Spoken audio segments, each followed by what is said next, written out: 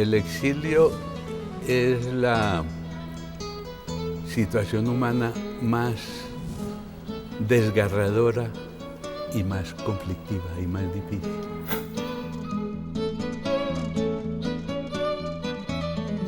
Yo he sido hispanófilo, lo confieso. O sea, me gusta más España que Colombia. Y me gusta más el País Vasco que Colombia y que España.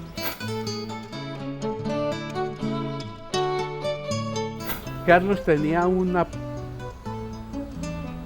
potencia poética que creo que no ha habido en Colombia. Pero no alcanzó, creo yo, a una máxima expresión poética, por falta de cultura. Nosotros no leemos porque se nos daña el estilo. Yo oí eso de Manuel y de Carlos, que no leían porque se les dañaba el estilo. Un absurdo, entonces no leyeron.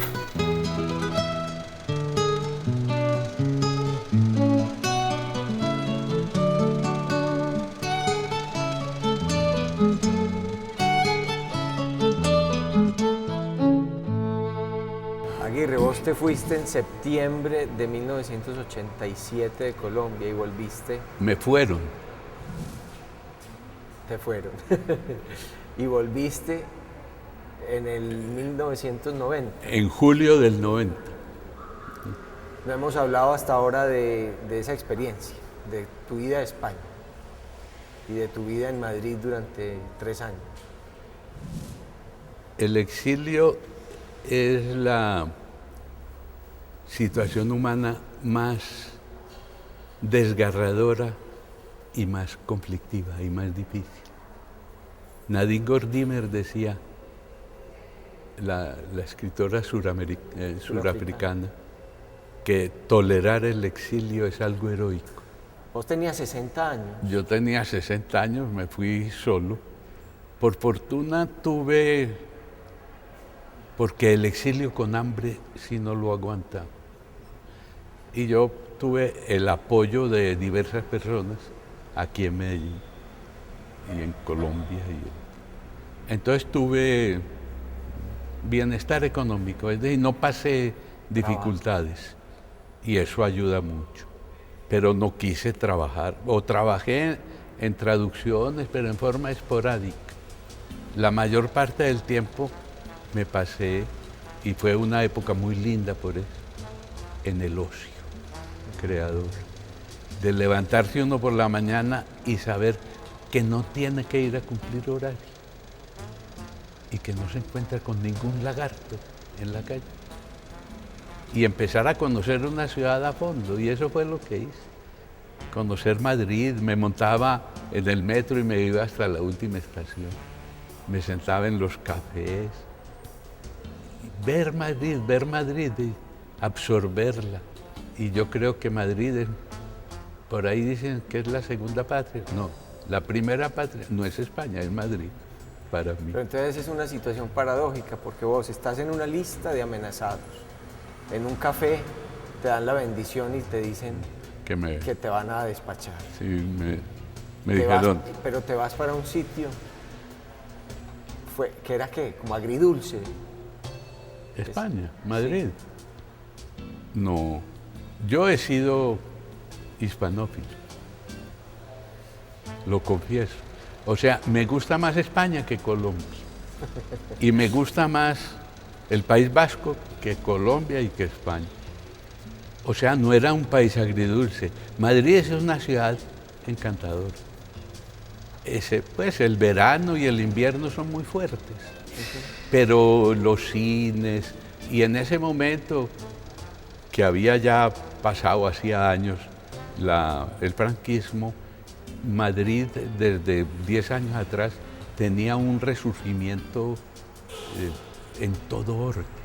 Entonces las conferencias de filosofía o de historia en la Complutense, en el Centro de Bellas Artes, era muy rica la vida intelectual. Y el cine, prodigioso. El teatro también, pero el teatro no nos gusta.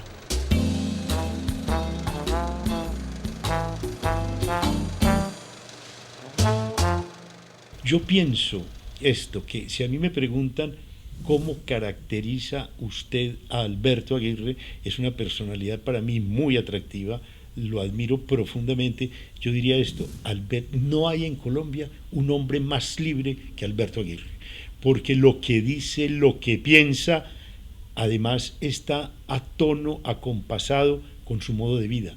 Alberto ha vivido de una manera libre, ha hecho en la vida lo que ha juzgado que debe hacer, lo que ha podido hacer, de manera que para mí es una personalidad admirable.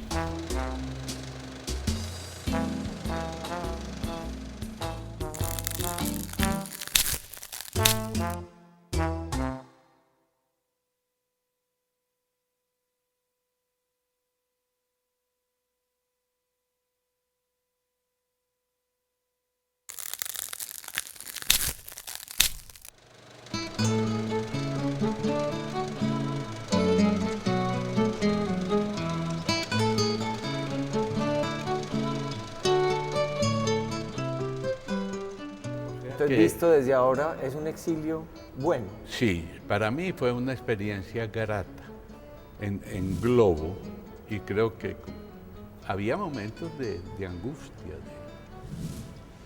En general uno nunca está, ¿cierto? En esas noticas del exilio dice que el exiliado nunca se siente en tierra firme, siempre está como en una sala de espera, esperando que digan por los parlantes, por los altavoces: pasajeros para Medellín, favor pasar a bordo. O sea, la vida es complicada, es grata, sí, pero es provisional. Es un poco paradójico, ¿no? Uno goza, pero ese goce se acaba mañana, o es provisional, ¿no? Pues lo que pasa es que vos en Medellín vivís con mucha rabia y muy adolorido por lo que aquí pasa. Sí. Entonces, visto ahora en el recuerdo Madrid, parece casi que sintieras nostalgia por el exilio, pero cuando estabas allá, Medellín también te jalaba. No. ¿No? No, en lo más mínimo. ¿Cómo que no? No, nada, honestamente. ¿No querías volver? No. En un comienzo no. Recordad que el hombre es un proceso. El hombre es hoy una cosa y mañana es otra. Entonces yo cuando fui, lo que quería quedarme y gozar y mirar y pasar el tiempo. Y no tuve, me abroquelé para no tener lo que yo llamo la nostalgia de la arepa, o de la guapanela, o de los frisoles. Allá a los colombianos les mandaban aguardiente antioqueño y se sentían como en la tierra. O les mandaban panela, hombre, mandaban panela en una maleta, y yuca. Y yo no, a mí no me invitan. Y boleros y cosas de eso. Entonces, que a uno lo exilien de Colombia no es una desgracia, sino una bendición. Sí, en última instancia, si la sabe aprovechar. Pero te digo que hay momentos de angustia. O sea, no es una placidez. Vos no estás en un campo de flores, sino que de repente hay espinas. Eso es lo duro del exilio, que uno va y lleva varios días tranquilo y de pronto una pulsión. ¿Qué? Una noticia. Yo leía los periódicos que mataron a tantos en la Comuna 3. Entonces me empezó a dar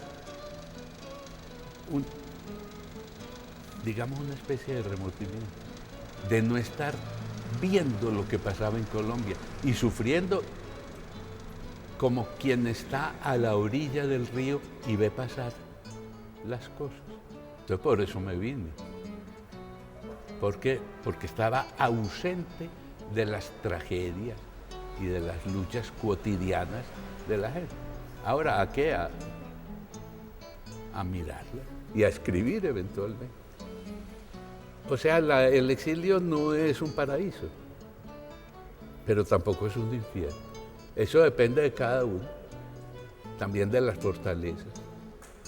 y yo tengo fortalezas, tengo que reconocerlo. Pero me gusta mucho el cine, me gusta la música, me gusta leer periódicos. Y en Madrid, qué delicia. Por la mañana ya el New York Times bueno, ahora los tiene uno en internet, pero allá tenía los periódicos de Europa todos al pie. Y para mí eso era una delicia.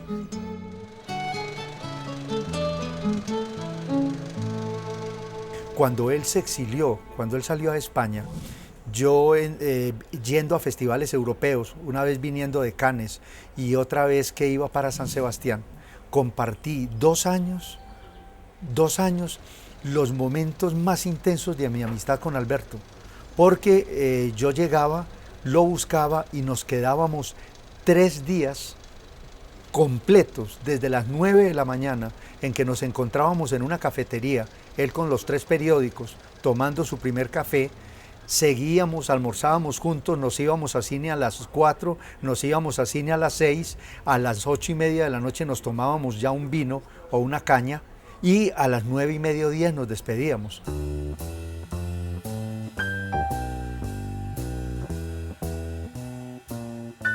Este tenía, cuando estaba en la Bolivariana, un periódico que llamaba El Paredón. Era crítico, cínico, muy bonito. ¿Cuántos ejemplares sacaban? Por ahí 6 o 7 sacamos. Sí. Sí, mucho. Y hay un artículo que llama La metida del Papa. Metida de Papa. De Papa. Muy crítico, muy... Burletero. Burletero del Papa, ¿no? Entonces en la Bolivariana los suspendieron inicialmente. Eran 4. Echavarría, Diego Medina y Diego Medina, Emarcil. Y Alberto Echavarría, sí. Entonces los suspendieron por eso. Y fueron a mi oficina, ¿te acuerdas? Esa Sí. fue la vez que nos conocimos. Yo tenía mi columna, que vea lo que había pasado para si yo creía oportuno escribir. Entonces dije, sí, escribo, pero les advierto que los van a echar. Si yo escribo, los echan. Si yo escribo, los echan. Y entonces dijeron, no nos importa. En efecto, escribí un artículo criticando la intolerancia de la bolivariana, todo, pues. Y en efecto los echaron. Pero a mí también me echaron. De Radio Bolivariana, ¿cierto? Yo tenía programa de cine hacía 8 años en Radio Bolivariana y me llamó Mesa, que todavía está ahí, y me echó. Me dijo, me siento mucho, pero me dijo, monseñor, que tu programa no podía seguir. Bueno. O sea que nos hemos encontrado en pleitos. Y lo otro, pues, cuando estaba yo en España, Héctor estaba en Italia, en Turín, era profesor ya de literatura.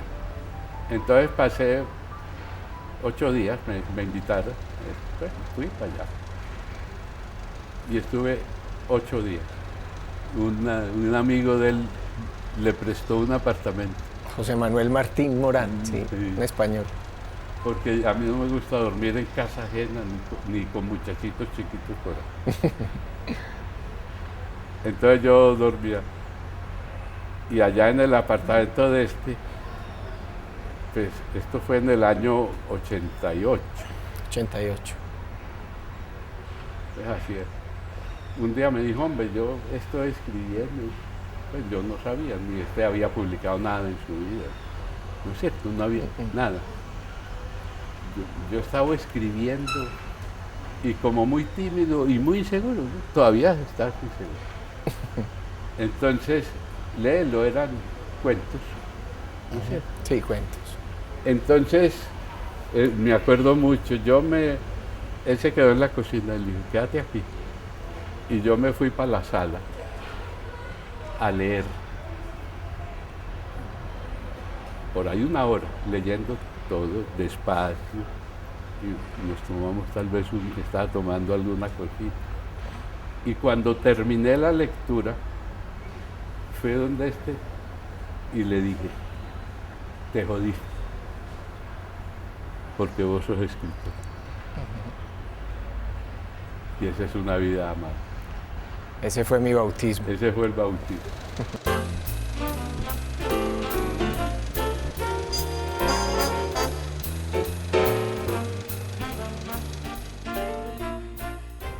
De Manuel Mejía Vallejo fuiste buen amigo. Mucho. ¿Lo conociste en Medellín? Sí, éramos y ahí entra también Carlos, ¿no es cierto? Cuando ellos empiezan a escribir, pero antes les cuento una anécdota. Manuel escribe La tierra éramos nosotros. ¿Su primera novela? Es su primera novela, la escribió a mano, con lápiz en un cuaderno grande. Yo leí los originales, los leíamos. Y en esa época, estos años 45, 46, Carlos escribió el Galán, el poema Galán, que fue la gran apertura, ¿no?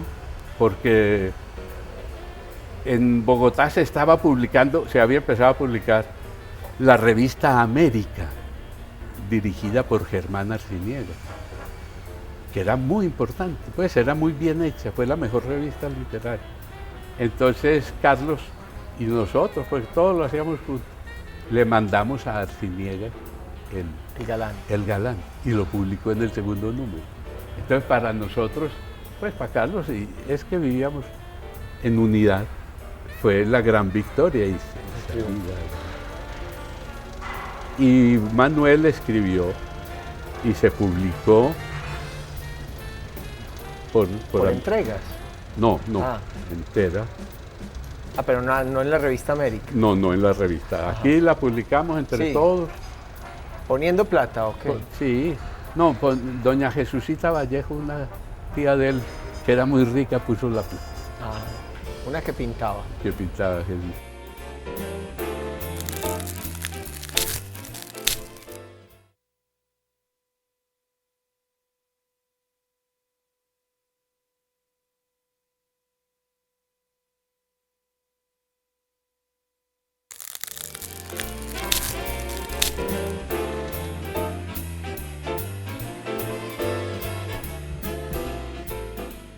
Entonces éramos muy amigos y seguíamos, pero ellos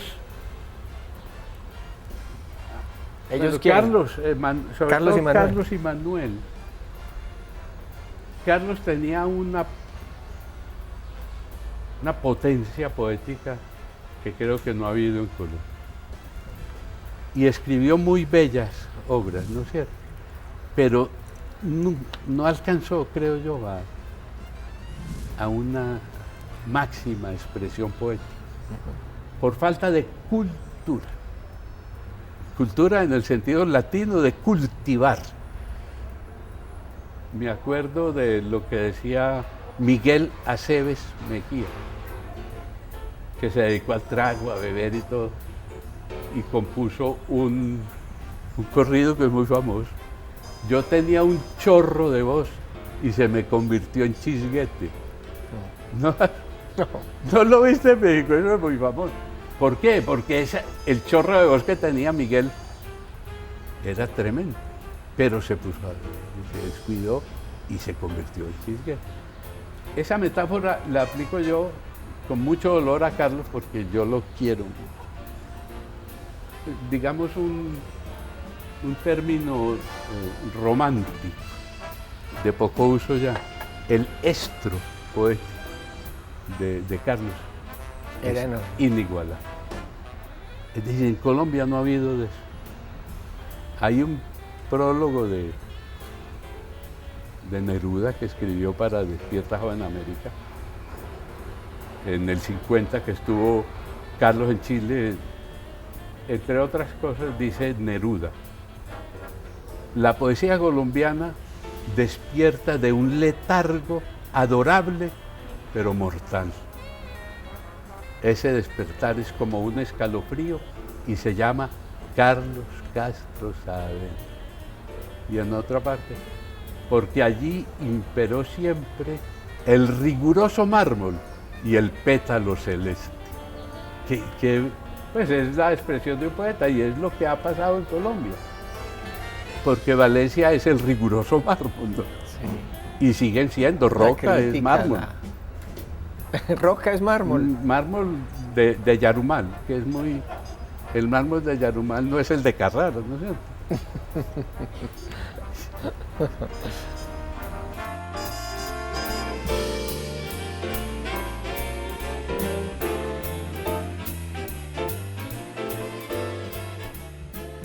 Ahora, Carlos, no... Tengo que contar esto, aunque ni Carlos, ni Manuel, ni Óscar Hernández, que también formaba... Muy buen poeta. Gran poeta, gran escritor, sigue escribiendo en el colombiano muy mal. Decían esto textualmente: nosotros no leemos porque se nos daña el estilo. Yo oí eso de Manuel y de Carlos, que no leían porque se les dañaba el estilo. Un absurdo, entonces no leyeron. Yo le hice conocer a Carlos a Miguel Hernández. Me acuerdo que yo compraba libros, todos. Nos sentábamos en el Parque Bolívar y yo le hice conocer a Carlos, a César Vallejo y a Miguel. Y fueron importantes. Se nota la influencia. Y se nota en la influencia. Y que su poesía crece. O sea, ellos, sobre todo Carlos, Manuel no tenía un estro exagerado. Tenía unas ganas, las berracas de ser escritor. Y cuando uno tiene muchas ganas de una cosa, la hace, aunque no tenga facultades. Él no tenía grandes facultades de escritor. Pero era un buen narrador oral. Sí, y eso le ayudaba. Y un buen observador y un buen conocedor de la vida rural y de la vida aldeana. Tenía pálpito, pero no era un gran escritor. Y sus novelas no son. Pero Carlos sí tenía una fuerza. Y se fue apagando. El galán es muy bello, hay poesía amorosa, hay un poema al padre cuando muere que es precioso, sí, precioso. Pero es escaso para lo que hubiera podido dar.